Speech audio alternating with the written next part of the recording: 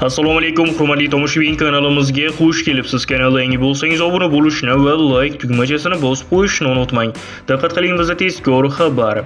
Toshkent shahar ichki ishlar bosh boshqarmasi O'zbekiston milliy terma jamoasining Birlashgan Arab Amirliklariga qarshi o'yin oldidan turistik kompaniyalar borasida ogohlantirish bilan chiqdi va bu haqda bosh boshqarma matbuot xizmati xabar berdi.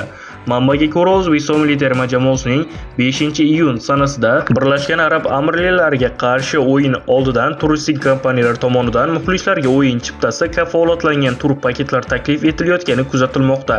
Biroq hozircha Birlashgan Arab Amirliklarida bo'lib o'tadigan bahsning rasmiy chiptalari sotuvga chiqarilmagan. Shu bois Ichki ishlar bosh boshqarmasi futbol muxlislarini hushyorlikka chaqiradi. Chipta kafolatlangan degan va'dalarga ishonib, tasdiqlanmagan sayohat paketlarini xarid qilish moliyaviy zarar yoki firibgarlikka uchrash xavfini oshiradi, deyiladi xabarda. Ma'lumot o'rnida 2026-yil AQSh, Meksika va Kanada maydonlarida bo'lib o'tadigan futbol bo'yicha jahon chempionati saralashi doirasida O'zbekiston milliy terma jamoasi 5-iyun kuni Birlashgan Arab Amirliklariga, 10-iyun kuni esa Toshkentda Qatarga qarshi maydonga tushadi. Temur Kapatse qo'l ostidagi jamoa A guruhida 17 ochko bilan 2-o'rinni egallab turibdi.